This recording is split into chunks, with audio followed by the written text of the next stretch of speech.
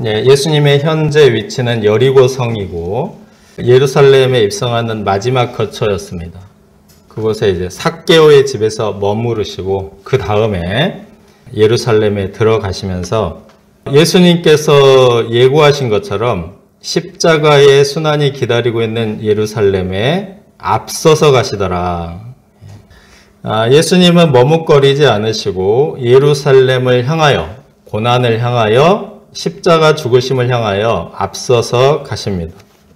예루살렘에 십자가의 고난도 있지만 십자가 이후 부활의 영광도 있기 때문입니다. 그런데 예수님은 제자들에게 아무도 타보지 않은 나귀 새끼를 풀어오라는 심부름을 시키십니다. 이 나귀를 타시려는 이유는 예루살렘에 입성하실 때 왕의 신분으로 들어가고자 하시기 때문이죠.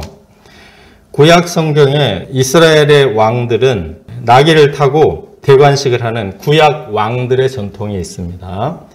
다윗이 후계자 솔로몬을 왕으로 세울 때 자신의 다윗의 노새에 솔로몬을 태워서 즉위식을 시켰습니다. 그런데 나귀를 가져오는 방법이 특별합니다. 예루살렘 성이 오르막길이므로 당시 순례객들을 위한 나귀 대여업이 인기였다고 합니다. 벳박의 베다니에서는 내리막길인데 다시 이렇게 올라가야 합니다. 그래서 그 오르막길 때문에 나귀 대여업이 성행을 하고 있고 지금도 요즘도 그렇다고 합니다. 그런데 이 대여업자에게 나귀를 돈 주고 빌려오라 하는 것이 아닙니다. 나무에 묶여있는 남의 나귀를 가져오려고 할 때 어찌하여 나귀를 푸시오? 당신들은 누구요? 라고 물어볼 것이 분명한데 이때 주가 쓰시겠다 라고 말하면 된다는 것입니다. 이 방법은 매우 이상하고 위험스러워 보이지만 제자들은 순종합니다. 32절에서 35절을 보시면 보내심을 받은 자들이 주가 쓰시겠다 말하자 그 나귀 주인은 군말 없이 내어주었습니다. 예수님은 이렇게 가져오신 나귀를 타셨습니다. 주가 쓰시겠다. 어떻게 이 한 말씀에 생면부지, 처음 보는 사람들에게 자신의 소중한 나귀, 그것도 아직 아무도 한 번도 사람을 태워보지 않은 나귀 새끼를 내어주게 된 것입니까? 예수님이 바로 나귀의 주인이시기 때문입니다. 예수님은 태초에 세상과 만물을 창조하신 창조주이십니다. 요한복음 1장 2절 3절에 그가 태초에 하나님과 함께 계셨고 만물이 그로 말미암아 지은 바 되었으니 지은 것이 하나도 그가 없이는 된 것이 없느니라.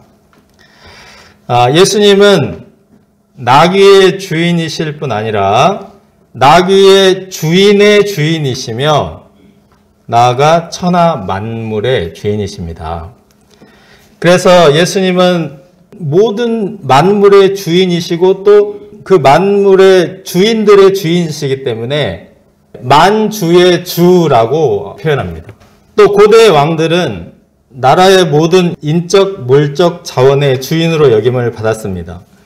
그래서 왕이 필요하면 사람이나 재물이나 모든 것을 가져다 쓸 수 있는 절대 권력을 갖고 있습니다.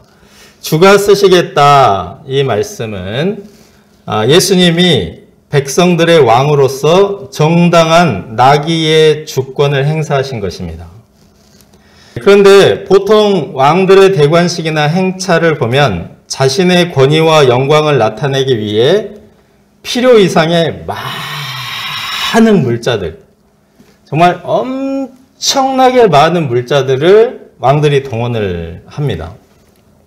조선시대 정조대왕이 아버지의 묘소에 다녀오는 행차를 요걸 이제 원행을묘정리의계라는 책에 기록을 해 놓았습니다.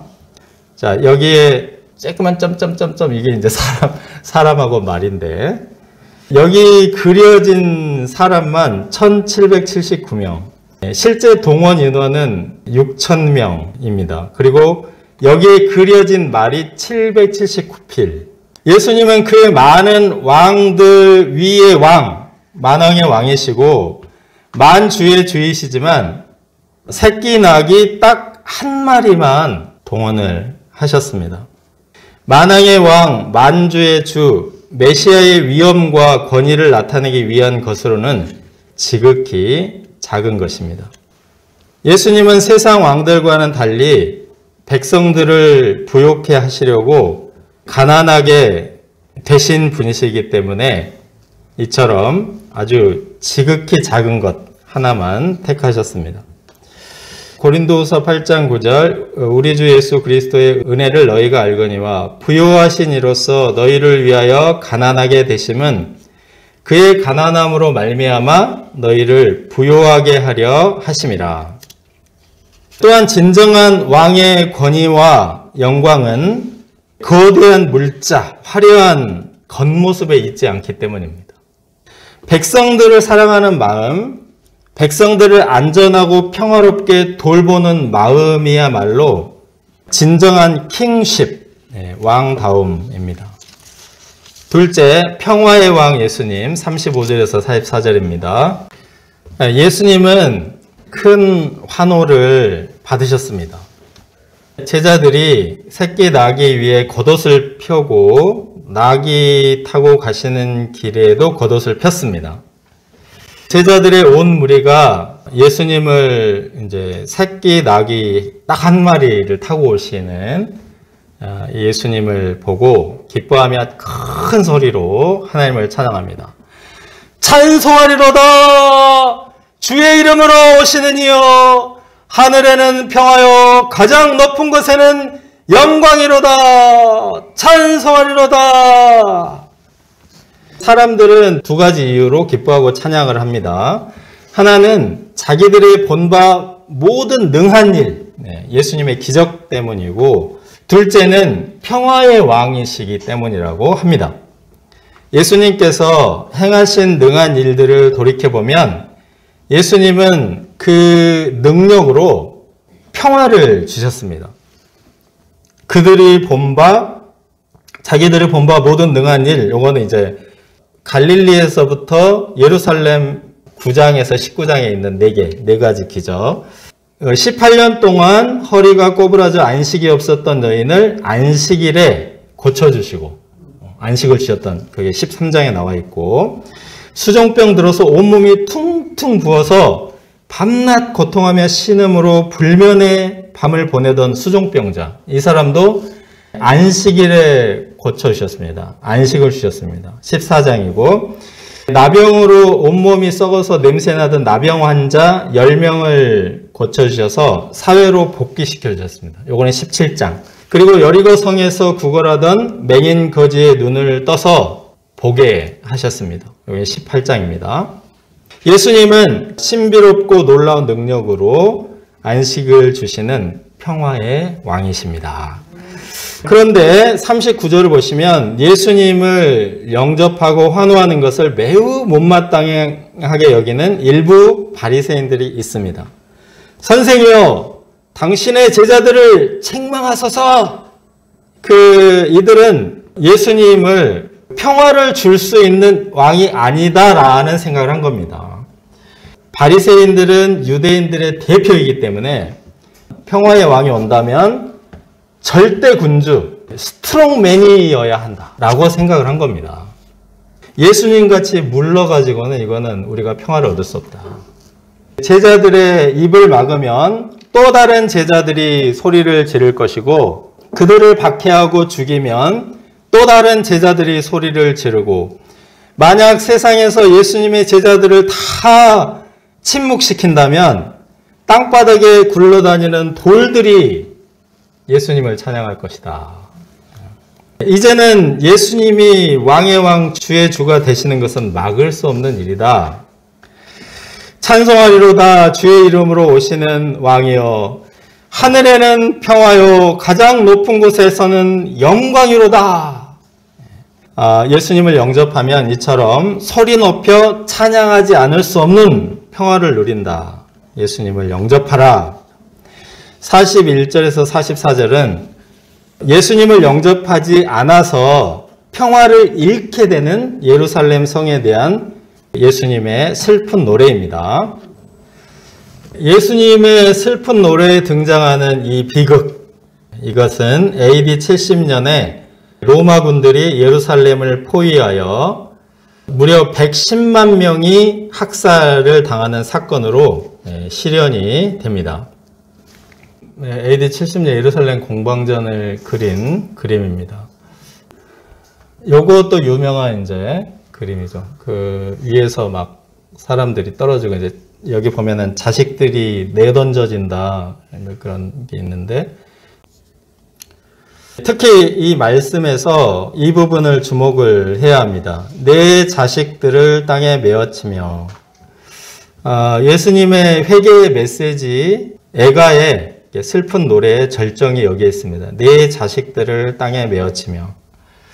평화가 없는 비극의 절정은 자식들의 고통입니다. 우리 부모들은 내가 아프고 다치는 것보다 자녀들이 당하는 아픔을 100배, 1000배 고통을 느끼게 됩니다. 그런데 평화의 왕 예수님을 영접하지 않는 예루살렘의 비극은 자녀들을 잃는 고통, 이게 가장 크다는 것입니다. 그 비극을 당했을 때는 이미 늦기 때문에 현재적으로 예수님을 영접하라 하는 말씀입니다. 빌라도가 예수님과 바라바 중 한 사람을 택하여 사면을 제안했을 때 예루살렘 사람들은 평화의 왕 예수님을 버리고 밀란과 살인을 일삼던 스트롱맨 바라바를 놓아달라고 했습니다. 그 스트롱맨이 그들을 보살펴 줄 것이라고 생각했지만 이 AD 70년 로마가 포위 공격을 할 때 예루살렘 성 안에서 유대인들을 가장 많이 죽인 사람들이 바로 이 바라바 일당입니다. 예수님은 그 누구보다 능력과 권능이 크신 분이시지만 그 능력으로 백성들을 보살피시며 평화를 주시는데 사용하십니다. 마치 암탉이 그 새끼를 날개아리에 모음같이 돌보십니다.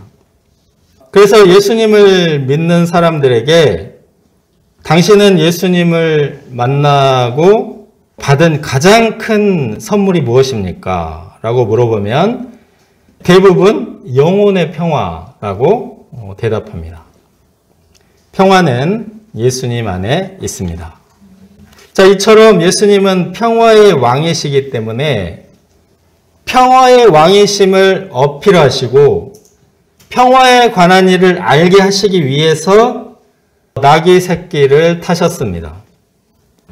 예수님이 아니면 평화가 없다라는 사실을 강력하게 어필하신 것입니다. 고대 왕들은 자신의 강함을 드러내기 위해서 전쟁의 상징인 말을 탔습니다. 말하고 말 사이에 걸어가는 나귀 새끼가 우연히 저렇게 찍혔습니다. 네. 말은 전쟁에 필요하지만 나귀는 평화의 때에 요긴한 수단입니다. 짐을 싣거나 농사를 돕거나 장거리 여행을 하는데 필요한 일상생활의 수단, 평화의 수단입니다. 또 말이 권위의 상징이라면 나귀는 겸손의 상징입니다. 나귀 새끼를 타면 아마도 예수님의 발이 땅에 닿을 듯 말 듯 했을 것입니다. 이건 이제 예루살렘 벳박의 프란치스코 성당이라는 곳에 부조 작품이 이렇게 나와 있습니다. 예수님은 백성들과 눈높이를 맞춰주십니다. 아이 컨택 할 수 있도록 낮아져 주시고, 사실 예수님은 또 종처럼 섬겨주십니다. 평화가 여기에 있습니다. 오늘날 세상은 너무나 치열하고 한치를 알 수 없는 미래 때문에 불안합니다. 남녀노소 막론하고 각종 정신질환에 시달립니다.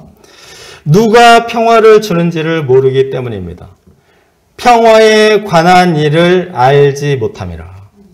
우리가 평화의 왕 예수님을 영접하여 세상이 줄 수 없는 평화, 세상이 알 수도 없는 평화를 풍성하게 누릴 수 있기를 기도합니다.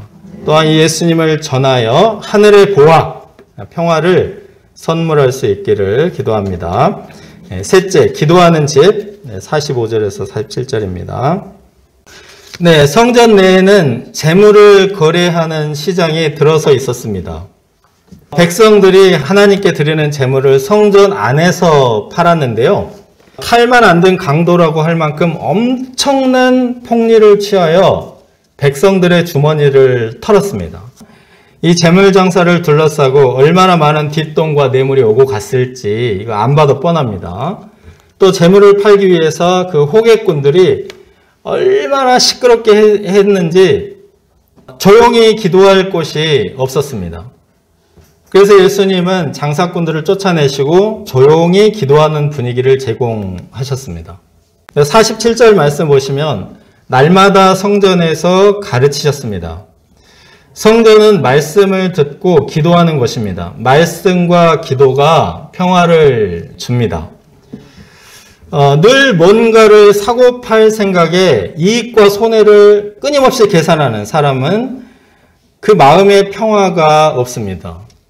요즘은 당근, 쿠팡 등 손 안에 시장에 들어와서 우리의 기도를 방해합니다. 밤이고 낮이고 사고 파는 일로 분주하고 시끄럽습니다. 당근. 네, 기도와 말씀을 위해서 쫓아내는 것, 상당한 절제가 필요합니다. 오늘날 현대인들의 마음에 평화가 없는 큰 이유, 마음이 시장 바닥과 같기 때문입니다. 그래서 조용한 시간이 사라졌습니다. 큐티, 콰이어트 타임. 하나님을 바라보고 예수님을 배우는 고요한 시간이 실종되었습니다. 다시 오실 예수님을 기다리기보다 택배를 기다리고 영혼의 양식 말씀을 먹기보다 배달 음식을 기뻐합니다. 공허한 영혼이 영양실조에 시달리고 있습니다. 이 누가복음 성전 청소 이야기는 우리가 마태복음하고 비교해 보면 굉장히 심플합니다. 재물에 대한 묘사도 없고 예수님이 둘러 엎으신다, 채찍을 만드셨다, 이런 묘사 전혀 없고 굉장히 심플한데요. 특별한 이유가 있습니다. 이 누가복음의 성전 청소 이야기는 나귀 타고 오신 예수님을 영접하는 이야기에 보완하는 이야기입니다. 이 성전 청소 이야기, 콰이어트, 조용하게 하는 이 이야기는 예수님을 아주 뜨겁게 영접하는 이 이야기에 보완하는 이야기입니다. 그 나귀 타고 오신 예수님을 영접하는 것은 그 흡사 연예인이나 그 지지율이 높은 정치인을 환호하는 것처럼 보이는데 신앙의 본질은 그것이 아니다라는 보완입니다. 우리가 두 손 모아 드리는 기도야말로 예수님께 대한 열렬한 환호입니다. 우리가 정말 그 조용히 앉아서 성경 말씀을 경청하는 것이야말로 예수님께 대한 가장 뜨거운 영접이라는 것입니다. 그래서 예수님은 마르다, 마리아 중에 엄청나게 많은 음식을 준비한 마르다보다 예수님의 발 앞에 바로 앉아서 한 단어도 놓치지 않고 예수님의 말씀을 들었던 마리아를 칭찬하셨습니다. 우리는 평화가 무엇인지 알고 있습니까? 나귀 타고 오신 예수님 안에서 평화를 누릴 수 있기를 기도합니다.